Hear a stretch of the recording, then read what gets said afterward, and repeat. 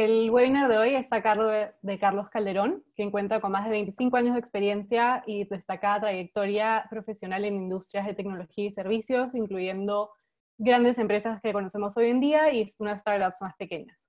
Hoy es el director de Data Science for Business y de el AI Academy en Lautech, así como CEO de Data Thinking y, más importante para el webinar de hoy, el socio fundador de Lean Digital, la plataforma de líderes para la transformación corporativa más relevante del país, que muchos de ustedes conocen.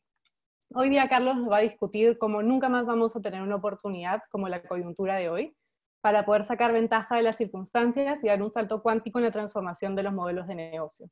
Unas cuantas indicaciones técnicas. Les quiero pedir a todos que por favor mantengan sus micrófonos y sus cámaras apagadas para una mejor conexión a internet. Los invito a todos a hacer las preguntas que quieran en el chat del grupo. Solo por favor revisen que el mensaje esté dirigido a todos antes de enviarlo para poder leerlas y comunicárselas a Carlos al final de su presentación. Un último favor es pedirles que al final les vamos a pasar una encuesta que no les va a tomar más de un par de minutos llenar. Y ahora sí les cedo la palabra a Carlos Calderón. Gracias.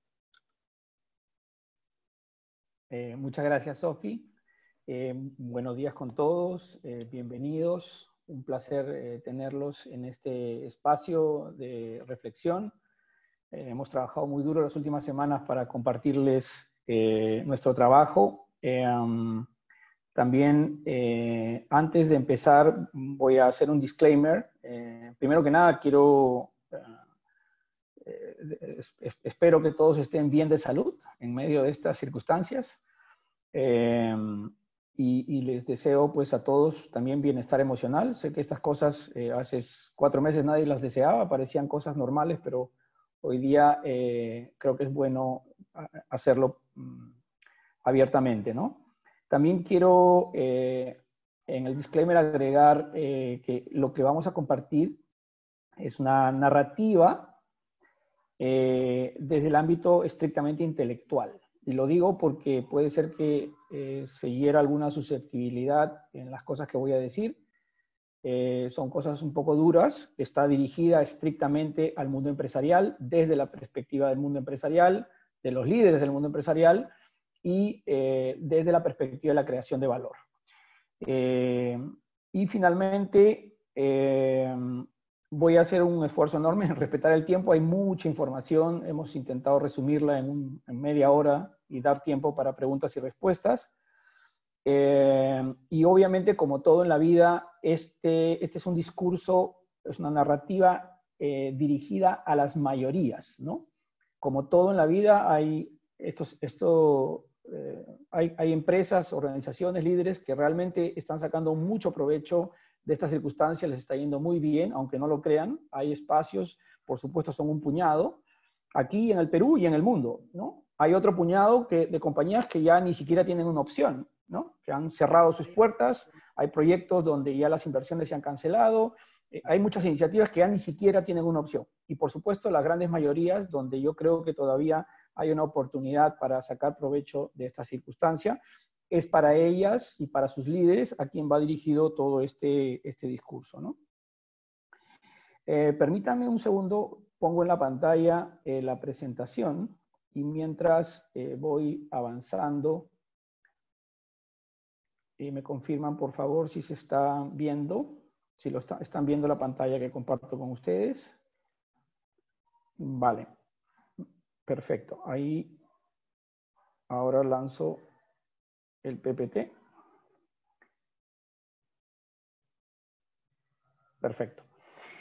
Ok, entonces, bueno, esto que les vamos a compartir es el resumen de los hallazgos que hemos hecho durante estas últimas 5 semanas, pero obviamente recoge el trabajo de Leading Digital, que es la iniciativa de liderazgo que lanzó UTEC hace algún tiempo y de la cual les voy a hablar antes de empezar.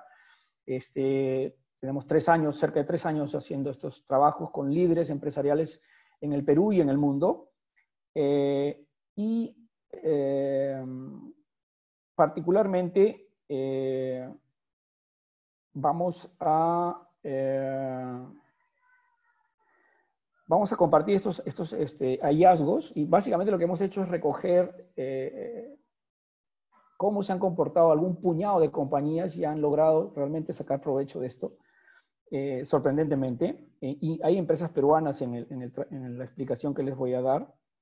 Pero básicamente lo que hemos encontrado es que la mayoría de los líderes empresariales están siendo empujados a finalmente reinventar sus modelos de negocio, a embarcarse en viajes que no tienen retorno y que van directamente a la evolución más rigurosa del modelo de negocio, ¿no? Y no a todo lo que se ha inventado y lo que se ha hablado en los últimos años sobre esto que trivialmente se conoce como transformación digital. Bueno, ok. Este es nuestro manifiesto, es una revisión de nuestro manifiesto que nos hemos visto en la obligación de hacer, producto no solo de lo que está pasando ahora con COVID, sino ya de otros eventos que también les voy a poder compartir, otros hallazgos que hemos hecho, ¿no? Un minuto solamente para hablar del Leading Digital, ¿no? Leading Digital nace en 2017 como una iniciativa de líderes para líderes, ¿no? Impulsada en el seno de la UTEC, quien acogió esta iniciativa y la ha impulsado, ¿no?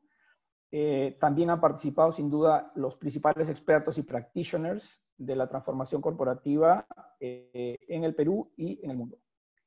Y nuestro propósito fundamental, y sigue siéndolo ahora, este propósito se ha reafirmado con COVID, es acelerar la adopción de las nuevas formas de creación de valor en el mundo empresarial, ¿no? No quiero avanzar más sin mencionar a mis socios. Yo no estoy solo. Esta iniciativa es producto de mucha gente. Aquí debo hablar primero de la UTEC, que ha sido un socio crítico en el éxito de esta iniciativa, y también de Claudia Muñoz Nájar, que es la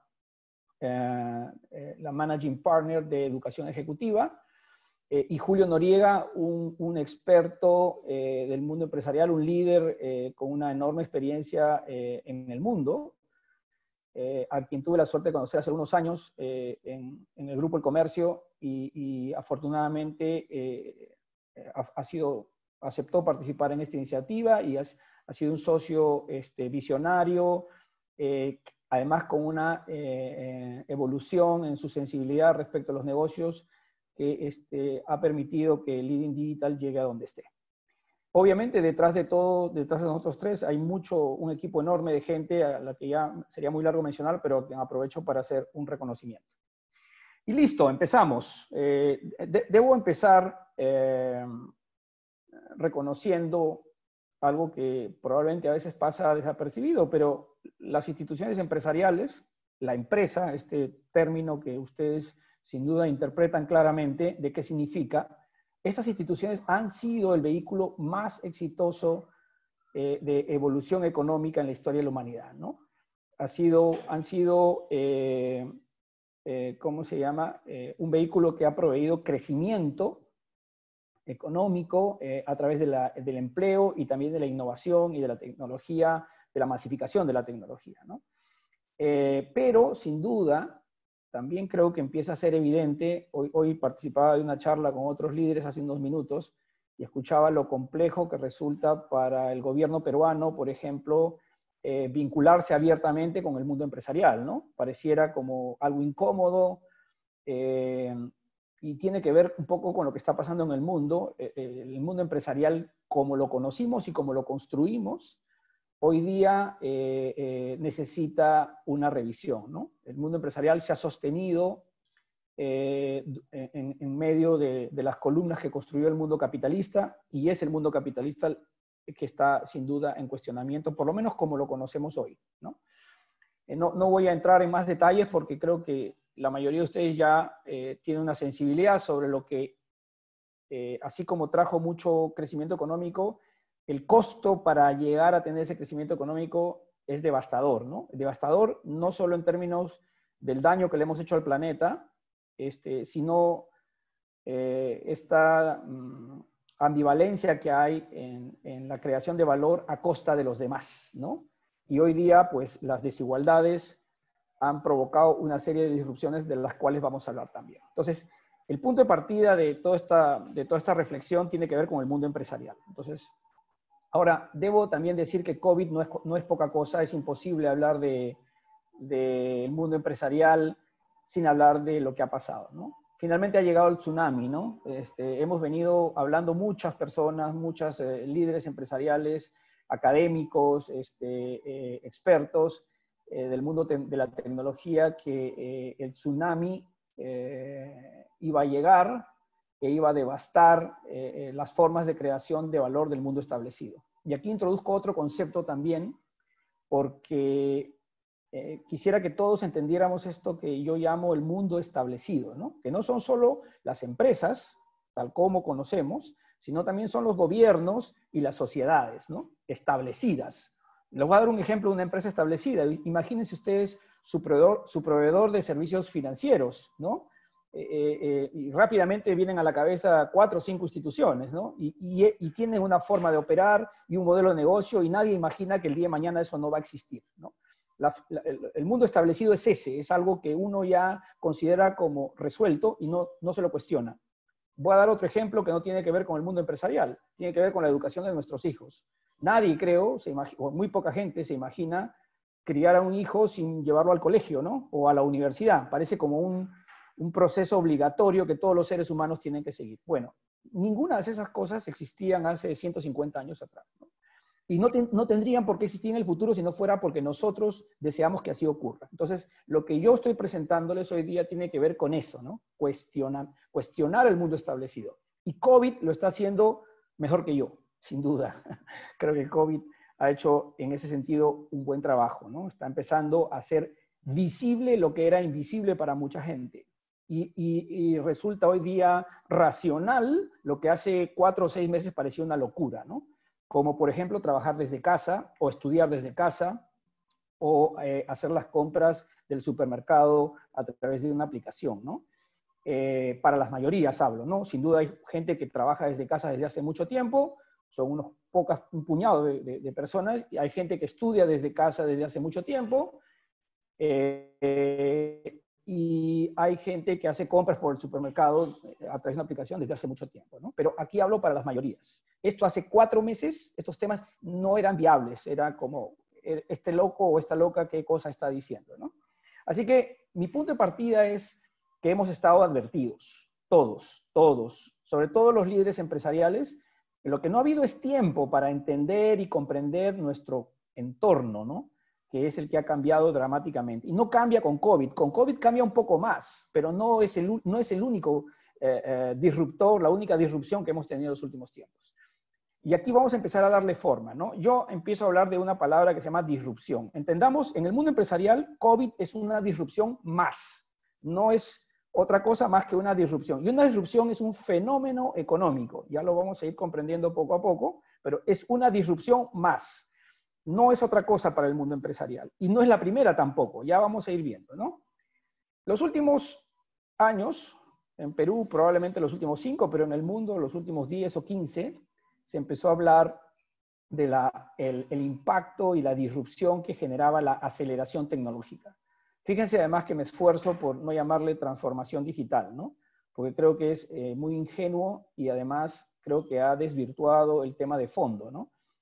Hoy día hablar de transformación digital es casi como una mala palabra, ¿no? No hablemos de transformación digital, yo invitaría a hablar de aceleración tecnológica como disrupción. El evento de la disrupción viene de fuera de las organizaciones, del mundo establecido, y tiene que ver con la evolución de la tecnología. Y sin duda, los últimos, tal vez 20 años, yo digo aquí, me pongo a buscar historia desde realmente impactos que hayan generado disrupción, desde la emergencia de la computación en los años 50, la llegada del Internet en los 80, la masificación de los teléfonos móviles, y decenas de eventos que van sumando finalmente un vector que empuja a la aceleración de la tecnología y creando una disrupción en los modelos de negocio, ¿no?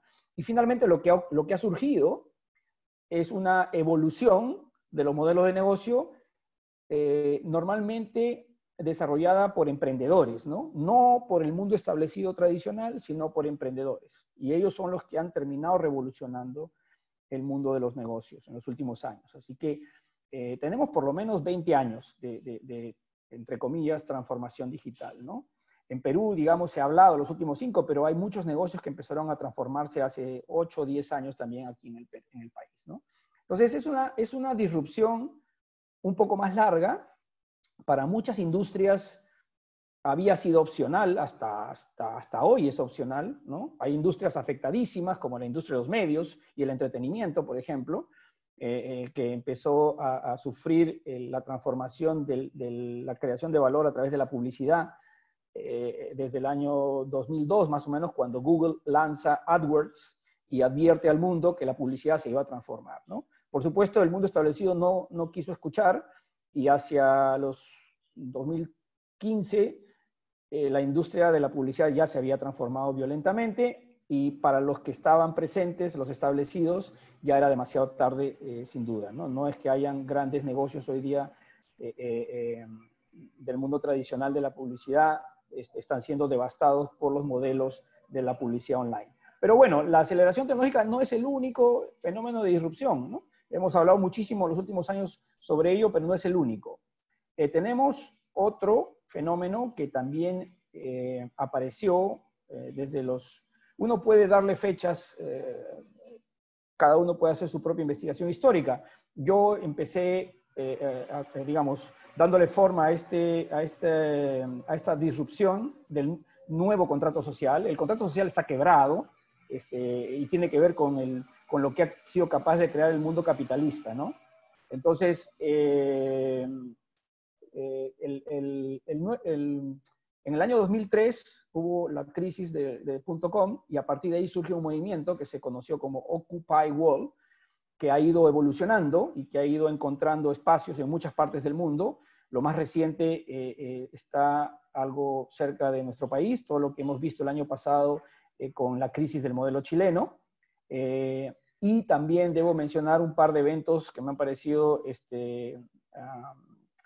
como hitos en la historia del mundo empresarial, y tiene que ver con el manifiesto que hizo Business Roundtable el año pasado, este grupo de 200 y pico líderes más importantes de las empresas más grandes de Estados Unidos, que por primera vez en la historia de la existencia del mundo empresarial reconocieron que crear valor para el accionista no es el verdadero fundamento de la existencia del mundo empresarial.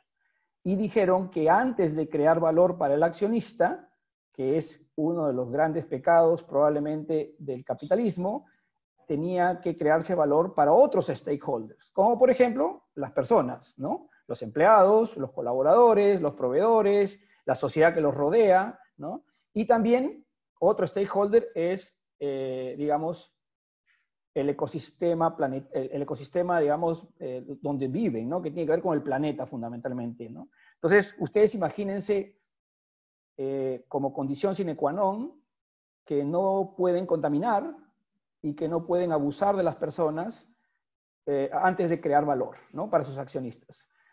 A veces uno no lo piensa, pero aquí, o sea, yo he listado muchas compañías en muchos sectores donde cuando crean valor generan un daño importante al ecosistema planetario, y también abusan, digamos, de los derechos civiles, ¿no? Y voy a poner un ejemplo solamente para hablar nuevamente del mundo de la publicidad y hablar de, por ejemplo, la privacidad, ¿no? La privacidad es un derecho civil, pero está completamente violentado, ¿no? Ya casi ni tenemos privacidad, ¿no? Y hoy día, con lo que está pasando con COVID, eso podría inclusive exacerbarse. Ahora, este segundo fenómeno, esta segunda disrupción, que es el contrato social violentado, está afectando al mundo empresarial, sin duda está afectando al mundo empresarial. Miren lo que pasa en Chile, creo que es un caso muy cercano donde podemos mirar, ¿no? ¿Qué es lo que está pasando, ¿no? La violencia se desató, fue a las calles y obligó a que por días, semanas, la economía estuviese parada, han destruido activos, supermercados, centros comerciales, en fin, ustedes conocen mejor que yo todos estos detalles. Es decir, es un fenómeno mucho más violento que la aceleración tecnológica, mucho menos opcional. Al Perú no le ha tocado todavía, pero le ha tocado a varias economías, no solo en Sudamérica, sino en otras partes del mundo. Este fenómeno tiene menos años, ¿no? Es un fenómeno que tendrá, exagerando, 15 años. Si quieren, pónganle los últimos 3 con mucho más relevancia. Luego llega COVID, ¿no? Y de pronto estamos en esta circunstancia, ¿no? A diferencia de los otros, sin duda, este fenómeno es mucho menos opcional, ¿no? Es más violento, es mucho más profundo el impacto, y además el periodo de tiempo en el que se está desarrollando es mucho más corto, ¿no? Ahora, bueno, uno puede aquí también llamar la atención de todos, ¿no? Pero no es la primera vez, o sea, no es que nadie advirtió que esto iba a pasar. Hay por ahí un video circulando de Bill Gates en el año 2015 donde anticipa claramente que el riesgo a nivel del planeta más importante, el riesgo de la humanidad más importante y más probable que ocurra, era una pandemia global, ¿no? Y además, ya vamos a ver luego, antes que se me está pasando mucho el tiempo, que también hemos tenido señales claras digamos, de que la pandemia iba a llegar, ¿no? Pero claro, no tenemos tiempo, ¿no? Estamos muy ocupados haciendo lo mismo de siempre, ¿no? Entonces todas estas cosas pasan desapercibidas o simplemente las cacareamos porque alguien las menciona o porque salen en algún titular, pero realmente no estamos reflexionando sobre estos fenómenos que transforman nuestro entorno de una manera violenta, ¿no? En el caso de COVID, sin duda, es fabuloso, ¿no? Porque aquí no es opcional, ¿no? Está mucho más claro para todos, incluido para el gobierno, ¿no? Que está haciendo cosas impresionantes. Ayer teníamos una conferencia con Mariuszka Chocobar del gobierno, ¿no? Y hablábamos acerca de lo impresionante que estaba ocurriendo dentro del Estado peruano a lograr cosas que nunca en la historia republicana el Estado peruano había hecho, ¿no? Por ejemplo, incorporar tecnologías emergentes y hacer cosas como que en una semana logran sacar una aplicación informática para el servicio social, ¿no? Bueno, pero está bien todo esto, ya sabemos, somos humanos, vivimos así y entonces hoy estamos en esta circunstancia, ¿no? Y el mundo empresarial tiene que entender, lo primero que uno tiene que entender cuando ocurren estas cosas es de qué tamaño es el animal que tengo que torear, ¿no? Porque ya estamos frente al toro, ya no es evitable, ya llegó, ya estamos ahí, somos el torero frente al toro, ¿no? Entonces hay que ver de qué tamaño es. Y bueno, es francamente doloroso. Hay diversos analistas, aquí podemos hacer de todo, pero básicamente no hay referente. Desde el punto de vista sanitario, estamos hablando de algo parecido a la enfermedad de la fiebre española, ¿no? Que ocurrió hace más de 100 años. Pero desde el punto de vista económico, esto supera todo lo que tenemos en la historia reciente, ¿no? No hay nada que se asemeje. Se habla inclusive, ayer escuchaba unos expertos que esto hace que se supere todas las crisis, incluyendo la crisis del 29, ¿no? Que fue una crisis global también muy importante, pero que tuvo un periodo de impacto más largo. Esto está ocurriendo en un periodo de tiempo muy corto. Y bueno, lo más doloroso sin duda son las muertes, lo difícil que resulta para nuestro sistema de salud, en el que no hemos invertido, digamos, consistentemente y que hoy día resulta que es importante y que no va a poder hacer frente a lo que estamos enfrentando. Entonces, el tamaño del problema es realmente único. No hay un referente. En consecuencias, o sea, yo siempre digo, hay que tomar conciencia, ¿no? Aquí estamos tomando conciencia, ya obviamente COVID se ha encargado de hacer eso, pero hay que ver el tamaño. Entonces, como este es un fenómeno que tiene un impacto que nunca antes la historia económica de la humanidad ha tenido, pues entonces la reacción tiene que ser en ese sentido, ¿no? Vamos a ver la parte económica del impacto. Ya vimos la parte sanitaria, como les digo, es muy doloroso, pero sí hay, ojo, con la parte sanitaria sí hay reflejos previos, es decir, hay eventos aún peores, ¿ah? Aquí, perdón que regrese, pero las muertes que se estiman en este evento, tal vez lleguemos al millón de muertos, pero para que tengan idea, en la Segunda Guerra Mundial hubo decenas de veces más de muertos en la guerra, ¿no? Entonces, a nivel sanitario, sin duda es complejo, pero hoy día la humanidad tiene la tecnología como para superarlo, ¿no? Lo superaremos, no será tan rápido, ya veremos eso también más adelante, pero lo vamos a superar, ¿no? Y sí hay reflejos, o sea, sí hay historia que tiene precedentes sobre el tamaño de impacto, inclusive peor que esto, ¿no? Pero la parte económica no. El aspecto económico de este impacto es algo sin precedentes, ¿no? Y aquí, bueno, les comparto rápidamente lo que McKinsey ha estado trabajando así nos ha compartido hace unas semanas. Obviamente esto puede variar, sin duda está variando en la medida que se profundiza la crisis, estos números se van agudizando también, ¿no? Pero básicamente estamos viendo unas curvas, y esto es a donde los invito a reflexionar, es sobre la forma que toman las curvas cuando el evento llega, ¿no? Son impactos enormes que arrastran a la baja todos los pronósticos de crecimiento económico mundial. Hay algunas curvas distintas, como pueden ver, este es China, ¿no? China tiene un comportamiento distinto al resto del mundo, ¿no? Y bueno, este lunes hemos tenido también un webinar con un peruano empresario que vive en China, que nos ha podido compartir cómo están haciendo, qué están haciendo y por qué ellos han tenido estas ventajas que no van a ser reflejadas en el resto del planeta. Hoy día no voy a poder hablar de eso, pero claramente el promedio mundial, digamos que se ve una caída en forma de, es una especie de L, ¿no? Que se ve en esa curva. Hay otras curvas en otros escenarios que McKinsey también ha desarrollado. Como pueden ver ahí, esta es una curva en forma de V, ¿no? Es una V chica, es decir, claramente se ve un rebote un poquito más constructiva, positiva, pensando en que podría haber un rebote más pronto. Pero bueno, tómenlo como escenarios alternativos, realmente saberlo con precisión es muy complejo. Lo que sí creo que está claro es que va a haber un rebote, ¿no? Y ahí entramos un poco al trabajo que hemos hecho en Leading Digital Research. Hemos trabajado con mucha literatura que ya existía, algunas que han sido recientemente refrescadas producto del fenómeno que estamos enfrentando, ¿no? Y este es lo que se conoce como las famosas curvas J, que explican cómo funcionan las disrupciones. Y aquí es algo importante porque van a ver que cuando lo explique se van a dar cuenta que no es la primera vez. Para el mundo empresarial no es la primera vez que enfrenta una disrupción, y entonces tenemos que entender que en algún momento vamos a rebotar. Y la pregunta es, ¿cómo vamos a salir del rebote? ¿No? Todas las disrupciones tienen estos 4 momentos que se reflejan en la parte superior de la gráfica, ¿no?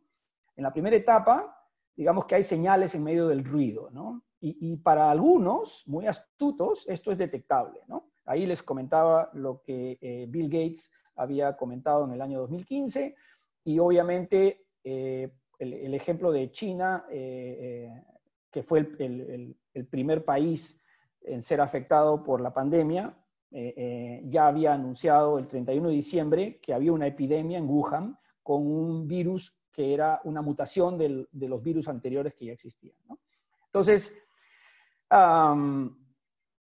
luego de eso, voy a poner el caso peruano aquí, me voy a ubicar en este punto donde la curva empieza a deteriorarse. Pasamos a un momento donde se declara el primer caso de la epidemia en Perú, ¿no?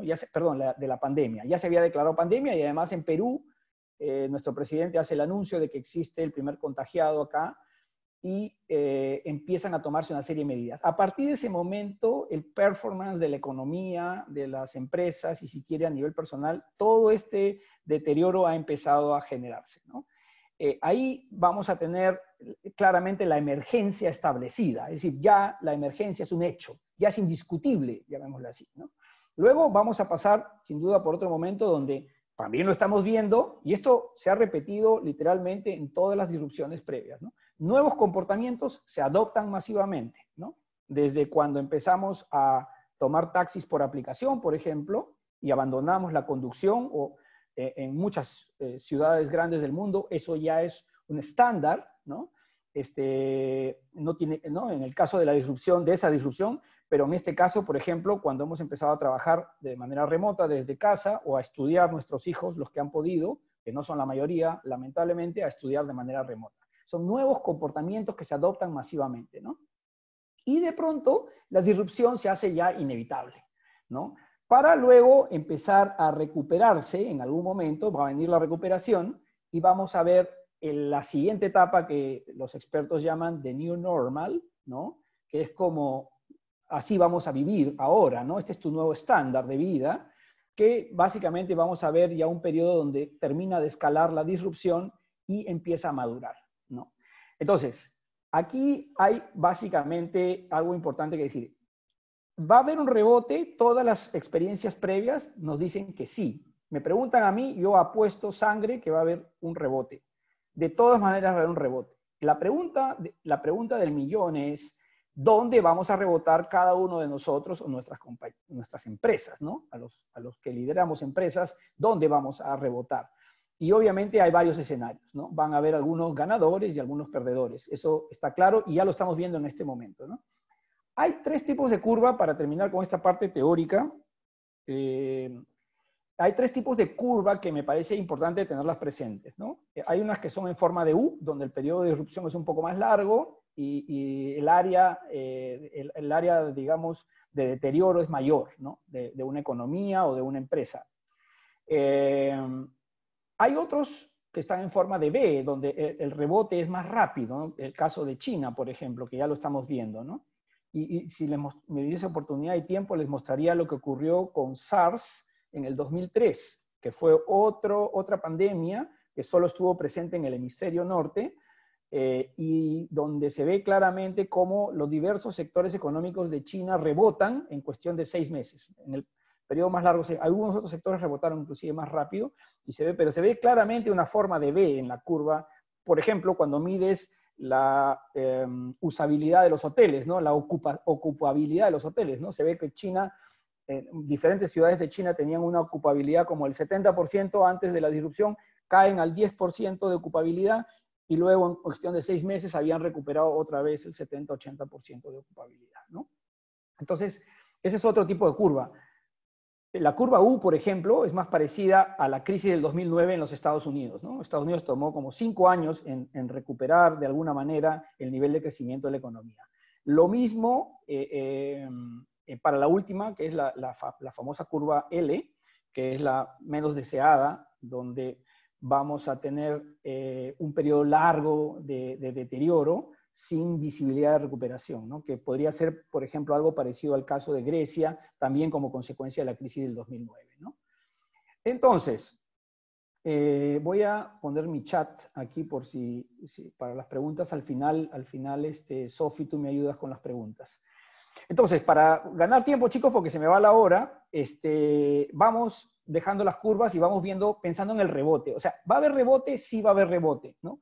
¿Cuándo? Pues es difícil. Hay varios expertos, varios economistas, exministros de economía, consultores, etcétera, pero todos van entre el último trimestre de este año, para algunos sectores, hasta la mitad del próximo año, ¿no? Es un periodo como de 9 meses, amplio periodo de recuperación donde la economía peruana volvería a sus niveles de crecimiento previos, ¿no? Obviamente, ese es un escenario, ¿no? El escenario más positivo que se está construyendo y, francamente, los invito a pensar en ese escenario, ¿no? Entonces, vamos a tener un periodo, digamos, de 6 a 9 meses en la zona de deterioro, ¿no? Pero claramente, como les decía, el tamaño del problema, si uno está consciente, tiene que construir una respuesta, una solución de ese mismo tamaño, ¿no? Entonces, estos primeros anuncios que ha hecho la ministra de Economía, francamente son auspiciosos, es decir, y también el presidente del Banco Central de Reserva, ¿no? Es decir, en principio no se va a escatimar la respuesta, es decir, si el animal es grande, pues haremos una respuesta de ese tamaño, ¿no? Y, como le digo, los analistas están hablando de un rebote que va entre el 5 y el 7% como crecimiento de la economía el próximo año, ¿no? Entonces, parece que vamos a rebotar. Ahora, lo que insisto es, no todos van a sacar ventaja de esto, ¿no? Y pónganse a imaginar, ¿no? O sea, porque ahora está pasando y les voy a dar ejemplos ahorita concretos de compañías, sectores que están sacando provecho de esto y otros que están sufriendo muchísimo, ¿no? Pero lo que está claro es que no todos van a sacar ventaja. Y aquí viene un aporte, después del estudio que hemos hecho, que nos parece brillante, ¿no? Que nos parece que va a ayudar mucho a clarificar, a iluminar qué tipo de compañías van a sacar ventaja. Estas láminas son solamente para ilustrar que desde ya no, este es un aporte de McKinsey, por ejemplo, que habla claramente de diferentes industrias que están siendo afectadas y que el tipo de reacción, el grado de impacto, por ejemplo, es mayor en unas que en otras y que su potencial mejora también se prevé antes que otras y el tamaño también, ¿no? Y la primera que debo mencionar, porque nos podría sorprender, pero es la industria del lujo. Claramente la industria del lujo no está sufriendo de la misma manera que sufre, por ejemplo, la industria aeroespacial, la aviación o los seguros, ¿no? La industria de la moda es un segmento reducido de la población mundial que tiene reservas para estar, digamos, en una vacación larga de un año, ¿no? Y el día que vuelvan a funcionar las cosas, se volverán a gastar los dineros que se suelen gastar en estas industrias, ¿no? Esta es una paradoja, pero es un hecho, ¿no? Y eso refleja la diferencia, por ejemplo, imagínense es ser líder de una empresa de aviación en este momento, ¿no? De aviación comercial para personas, ¿no? El transporte de carga probablemente siga funcionando, de hecho sigue funcionando, pero el transporte de pasajeros está detenido, ¿no? Entonces, una empresa en ese sector sin duda está sufriendo de manera distinta y teniendo oportunidades distintas que la industria de la moda, ¿no? Acá hay más ejemplos, no voy a detenerme en esto, pero básicamente les puedo hablar de los afectados en el mundo y los que han sacado ventaja y oportunidades, ¿no? Pero no es lo más importante, porque inclusive dentro de cada uno de estos sectores, por ejemplo, uno encuentra diferencias, ¿no? Y aquí los voy a hacer pensar. Voy a tomar el sector alimentario, el sector de alimentos, y este es para pensar en Perú, ¿no? Y he tomado una parte de la cadena de valor. No es que los alimentos empiezan con las fábricas, ¿no? Los alimentos empiezan en el campo. Y justo hace unos días hablaba con una persona que es gerente general de una empresa, debe ser una de las empresas más grandes que provee insumos agrícolas, ¿no? En Perú, ¿no? Y sorprendentemente me decía, mira, Carlos, mi compañía está al 150% de cumplimiento de objetivos de venta. Y entonces yo le preguntaba, ¿qué ha pasado? Entonces, no es que comemos más, ni es que consumimos más productos alimenticios, ¿no? Somos los mismos peruanos, no es que no hemos crecido 50%. ¿Qué ha pasado? Entonces me dice, mira, no lo tengo así como del todo claro, pero los primeros indicios que tengo es que en mi sector han cambiado las cosas, por supuesto. No es que, o sea, no hemos parado porque somos un sector crítico, considerado crítico por el gobierno. Nosotros proveemos al campo, a la agroindustria, una serie de insumos. Somos grandes, pero lo que ha pasado es que, por ejemplo, el transporte está a la mitad de la capacidad, el transporte de carga, ¿no?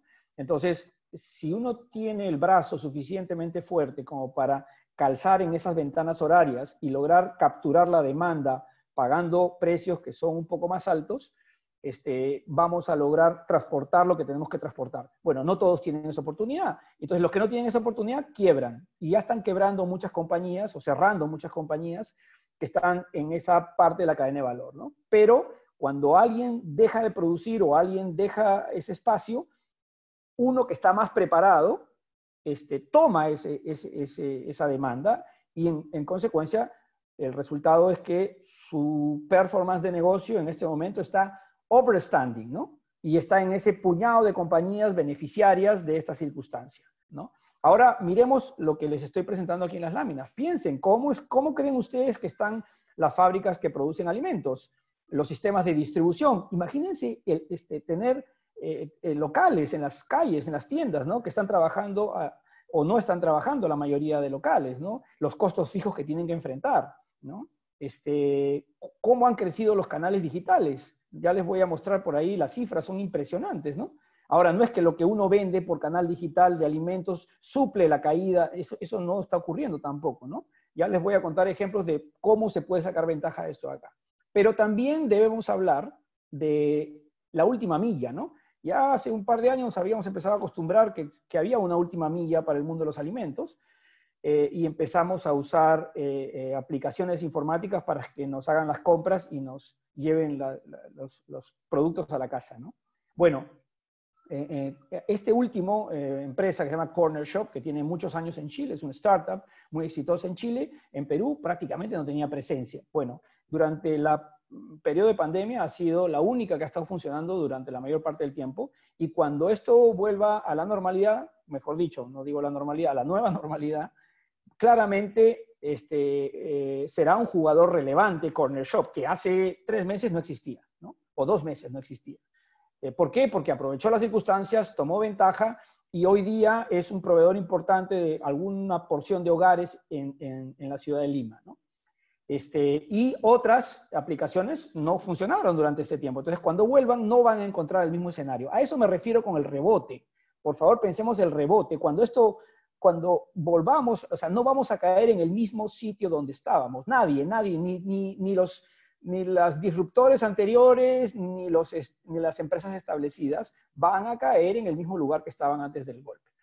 Y es aquí donde, recogiendo una serie de informaciones, nos vimos obligados a introducir esta tercera dimensión, esta nueva dimensión, para explicar quiénes son los que están sacando ventaja, quiénes están sacando ventaja para que en el rebote tomen el mejor escenario, ¿no? Que tomen ventaja de esto de acá. Y lo que estamos encontrando claramente es compañías que se habían estado preparando, compañías que habían estado construyendo nuevas capacidades para crear valor, ¿no? Construyendo nuevas capacidades para crear valor. No hablo de compañías que estaban pegando papelitos en las paredes y hablando de que hay que ser más rápidos o que están contratando científicos de datos porque todos contratan científicos de datos. Hablo de compañías que seriamente han estado construyendo nuevas capacidades para crear valor. Y son organizaciones que se han podido adaptar mejor a las circunstancias de hoy, ¿no? Nosotros les llamamos organizaciones líquidas, ¿no? Organizaciones que se adaptan rápidamente a las circunstancias. Hoy día no hay tiempo para hablar en profundidad, pero ustedes estoy seguro que ya están pensando quiénes son esas compañías que están adaptándose mejor a las circunstancias, ¿no? Y sacando provecho de lo que está pasando, ¿no?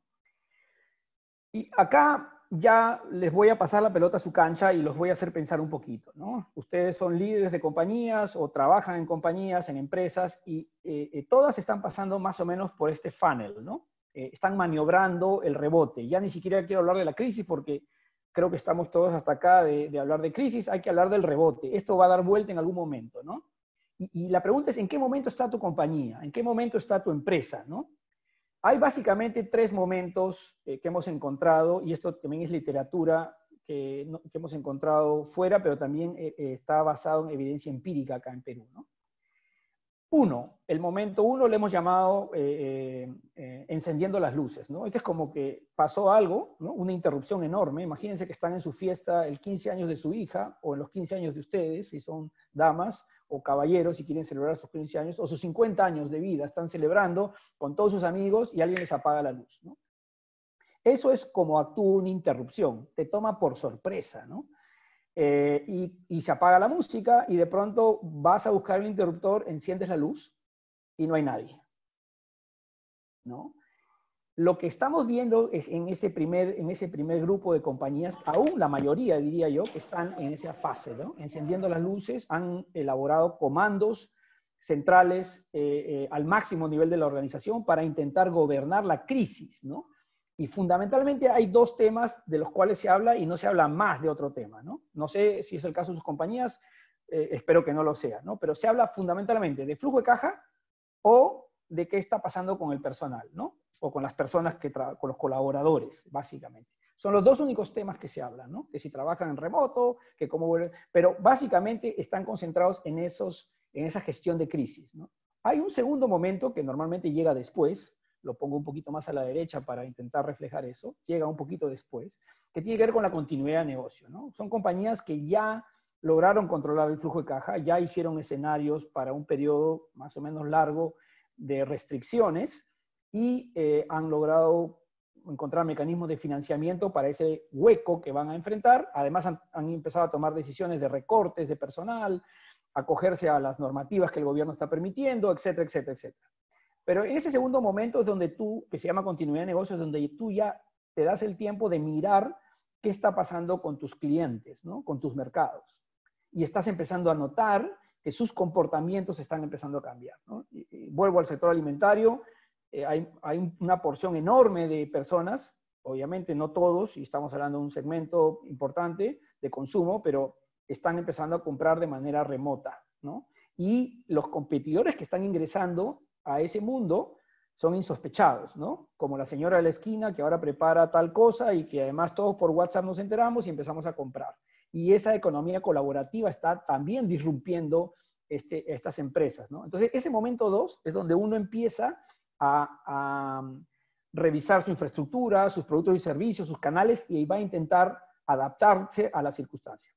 Pero el tercer momento, que es probablemente el más importante, y es a donde los invitaría a empujar sus espacios de tiempo, es a lo que se conoce como strategic pivot, ¿no? Es decir, empezamos, no vamos a hacer una revisión de la estrategia en este momento, pero sí a pivotearla, ¿no? Vamos a hablar de la estrategia de negocio, y no del flujo de caja solamente, o de que hay que hacer recortes, o de que cuando el presidente levanta la cuarentena, ¿no? Hay, impresionante, pero hay empresas que están esperando, o líderes que aún están esperando que el presidente hable a la cuarentena. Ya les voy a decir por qué eso no es viable, o sea, eso es una cosa irracional después que entiendan de que no depende del presidente, no depende del presidente. El virus está presente y el presidente tendrá que hacer lo que tenga que hacer, será un gobierno un poco más dictatorial como hoy día lo es, con el consenso de todos sin duda, pero tienen un trabajo complejo y difícil que hacer. La circunstancia no va a cambiar mucho porque el presidente decida volvernos a la normalidad. No va a poder tampoco. Va a ser muy gradual, tan gradual que no nos vamos a dar cuenta. Va a parecer que seguimos en cuarentena, ¿no? Entonces, hay que aceptar la realidad, y en esa realidad nueva que ya se impuso, hay que mirar la estrategia de negocio y hay que buscar transformar el modelo de negocio hacia este nuevo normal. Hay que adoptar nuevas estrategias, ¿no? Y ahí estamos viendo básicamente 3 tipos de estrategia de los casos exitosos, ¿no? Digamos que hay muchas empresas que mantienen su producto, pero hacen modificaciones en el canal.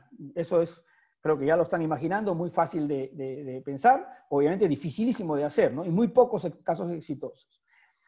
La misma infraestructura pero diferente producto, y el mismo producto pero diferente infraestructura. Voy a profundizar un poquito más aquí, me queda todavía algo de tiempo.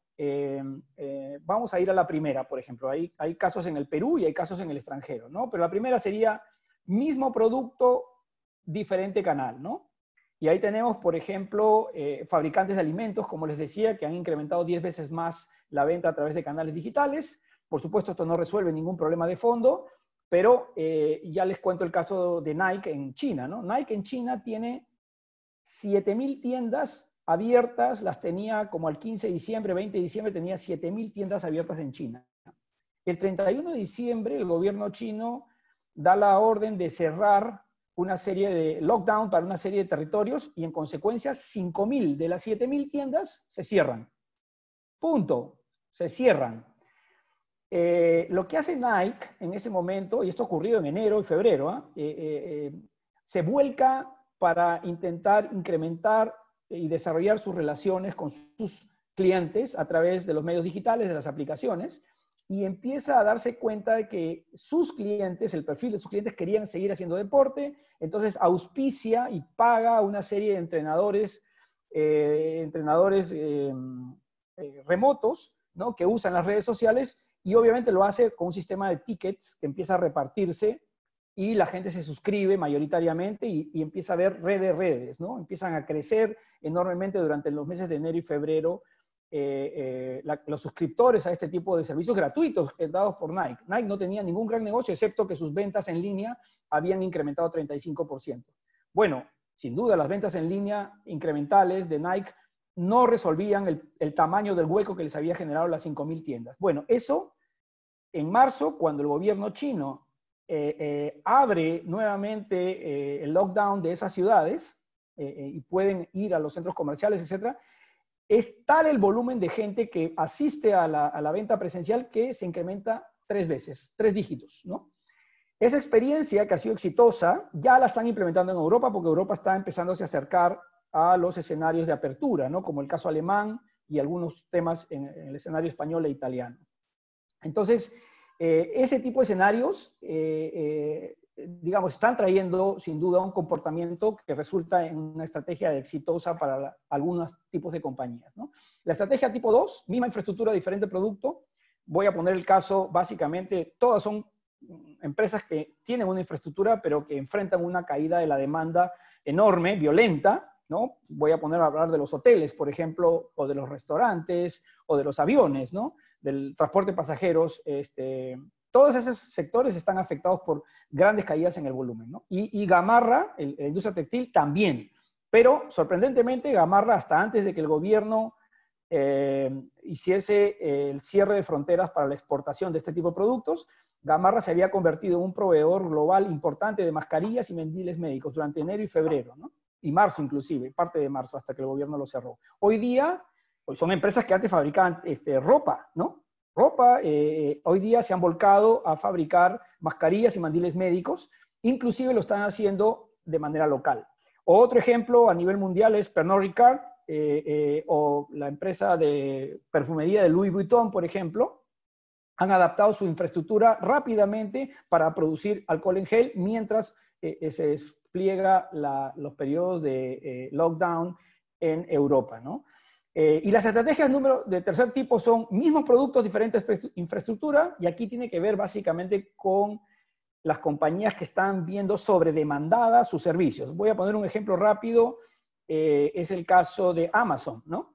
Que ha hecho una alianza con Lyft. Lyft es el equivalente a Uber en Estados Unidos, es competidor de Uber, mejor dicho, en Estados Unidos, y tiene como nunca una masa laboral gigantesca desempleada. Nadie está tomando taxi. En consecuencia, hay mucho desempleo. Entonces, lo que hizo Amazon es una alianza con Lyft para proveer talento, proveer recursos, cerca de 100.000 posiciones que tenía que cubrir Amazon, y son procesos que en el periodo de recruiting tomaban cerca de una semana, 10 días, ahora lo hicieron en 24 horas. Sí, en 24 horas, ¿no? Y ojo, que cuando Amazon aprende a hacer algo de esa manera, yo dudo que después de que pase todo esto, Amazon vuelva a hacer recruiting de la manera anterior, ¿no? Hoy día se puede reclutar 100.000 personas en 24 horas. Reclutar no es contratar, es un periodo previo, pero de todas maneras, lo mismo ha pasado, por ejemplo, voy a ir terminando ya porque se me va el tiempo, con las tripulaciones de Virgin e EasyJet que están trabajando en el Reino Unido dentro de los hospitales, ¿no? Como personal de soporte, ¿no? Entonces, nadie está quieto, ¿no? El que se queda quieto se pone a quejar y que no sé qué, o que está esperando que el gobierno decida qué va a pasar, creo que está perdiendo el tiempo, seriamente. Aquí les proveemos esto se los voy a dejar, ya no lo voy a poder explicar, pero se los voy a dejar en la presentación para que lo puedan analizar. Ojalá su compañía caiga en alguna de estas cajas donde dice sí, ¿no? Porque son compañías, sectores, empresas que tienen todavía una posibilidad. Y son, como les digo, todos casos, hechos confirmados de compañías que lo están haciendo aquí en el Perú y fuera del Perú. Para ir terminando, algunas reflexiones que quisiera dejarles como aprendizaje y que cada vez se van haciendo con mucho más evidentes, ¿no? Lo que está claro para nosotros es que está terminando de emerger una nueva economía, ¿no? Una nueva economía mucho más global. La gente dice que no, que se van a cerrar las fronteras. O sea, el mundo digital está por encima de las decisiones de los gobiernos, ¿no es cierto? Nosotros tenemos más poder que nunca como personas individuales, ¿no? Y la globalización no va a parar por esto. Es inevitable que la globalización incremente, ¿no? Así los gobiernos digan que no se puede hacer esto. Segundo, va a ser más digital y va a ser más inclusiva, ¿no? Y lo más importante, el mundo al que nos vamos a enfrentar va a ser más veloz, ¿no? Y vamos a vivir la dictadura de las nuevas formas de creación de valor. La dictadura porque no va a ser opcional. Nadie les va a preguntar si pueden hacerlo o no. O lo hacen o cierran. Termino también con esto, ¿no? Ayer estábamos con Marushka reflexionando de lo impresionante que resultaba escucharla compartirnos todos los cambios que están ocurriendo hoy en el gobierno, ¿no? Están haciendo cosas impresionantes, adoptando tecnologías disruptivas, emergentes. Con esto no quiero decir que lo están haciendo todo bien, simplemente que se está viendo un cambio, por ejemplo, en el Estado peruano, de adoptar todas estas nuevas formas de crear valor que nunca antes en la historia republicana se había visto, ¿no? Y la pregunta, yo decía, ¿por qué? ¿No? Discutíamos que hoy se ha hecho visible lo invisible, ¿no? El estado de conciencia ha aumentado, ¿no? El estado de conciencia es crítico, ¿no? Antes no, porque no hemos tenido tiempo, porque no hemos querido, porque hemos estado muy cómodos con lo que teníamos. Pero el mundo a nuestro alrededor estaba cambiando. No es la primera disrupción, han habido otras. Y no es la última. Métanse en la cabeza que no es la última ni será la última, ¿no? En la conversación que teníamos el lunes con la gente de China, ellos viven en un mundo donde las pandemias son como para nosotros el fenómeno del Niño, ¿no? O como para el Golfo de México son los huracanes y las tormentas. No va a ser la última. El mundo que viene es mucho más complejo del que se imaginan. Y COVID, sin duda, es un evento doloroso, transformacional, pero vamos a enfrentar situaciones aún más complejas, ¿no? Porque vamos a ver qué pasa en la parte política, qué pasa con las elecciones que se nos vienen, qué tipo de circunstancias se van a presentar, si va a haber algún tipo de evento social relevante en los próximos meses, producto de la pandemia, que cambie todas las circunstancias en las que hoy día creamos valor. Entonces, esto siempre existió. Entonces, yo le preguntaba, Marushka, dime por qué hoy sí y antes no. Y después de todas las conversaciones que hemos tenido, dijo algo muy importante, ¿no? Que me va a servir para recordar lo que siempre hemos dicho en Leading Digital, ¿no? Hoy día, Carlos, para el gobierno es un asunto de vida o muerte. Es decir, si no actuamos y rompemos las reglas preestablecidas, mucha gente más va a morir. Entonces, mi reflexión rápida fue, hoy día para el gobierno la circunstancia es de carácter existencial, ¿no? Y eso es lo que siempre hemos dicho a los líderes, ¿no? El entorno está forzando una disrupción que obliga a que los líderes entiendan de que es de carácter existencial, es de vida o muerte. Recién ahí es cuando el estado de conciencia de los líderes aumenta. Entonces, nuestra invitación es, no esperemos que venga COVID-21 o COVID-22 para transformar nuestros modelos de negocio. Hay que embarcarse rápidamente en este viaje trascendental que nos permita transformar los modelos de negocio de nuestras compañías, ¿no? Lo único que ha cambiado, y ya terminando porque me están llamando la atención, lo único que ha cambiado, y esto es respondiendo a la primera pregunta que les hice, si es que esto ha cambiado para siempre o no. Yo creo que lo único que ha cambiado es la velocidad y la profundidad de los cambios, ¿no? Los eventos disruptivos ya existían para el mundo empresarial y van a existir cada vez con más frecuencia, ¿no? Entonces, tenemos que adaptarnos a un mundo volátil, a un mundo lleno de incertidumbre, ¿no? Y el mundo establecido necesita cambiar sus paradigmas, ¿no? La velocidad hoy día es realmente, la velocidad y la profundidad es realmente lo que ha cambiado, ¿no? Ya para terminar solamente, los invito a reflexionar de manera constructiva, positiva. No esperemos que el presidente diga cuando abrimos, no le echemos la culpa al COVID, tenemos que transformarnos. No es opcional y esta vez no será la última, habrán muchas otras. ¿La ventaja cuál es? ¿Y por qué creo que el mundo empresarial todavía tiene una oportunidad?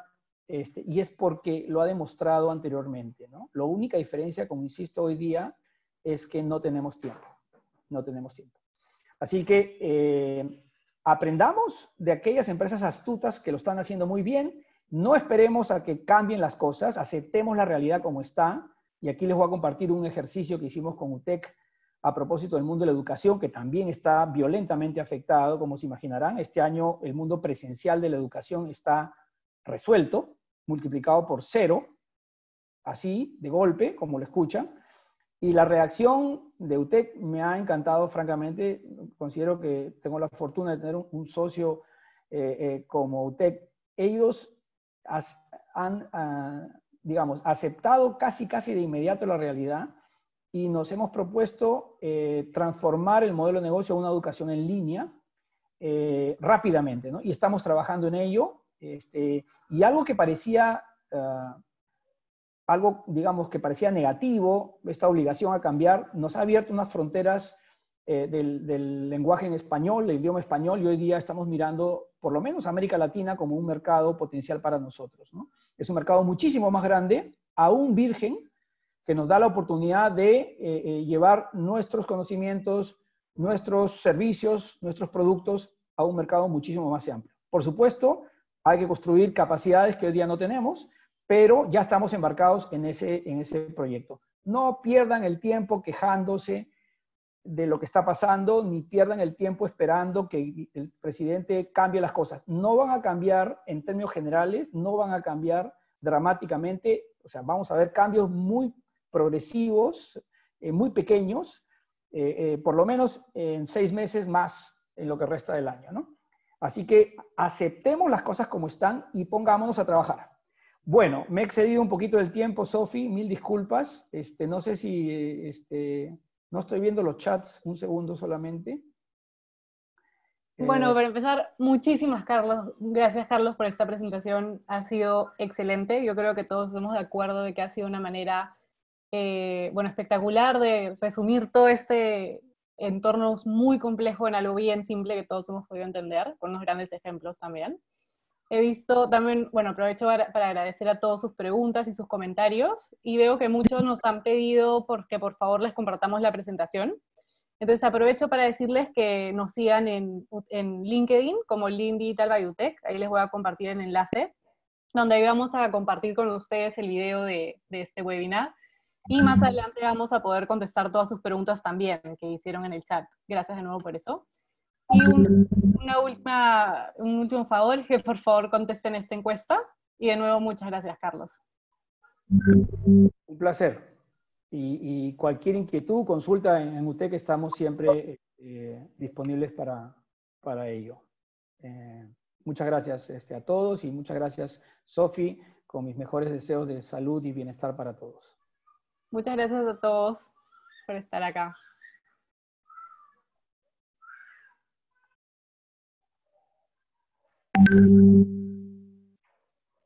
No le contesta ni siquiera a la Lupe. Entonces,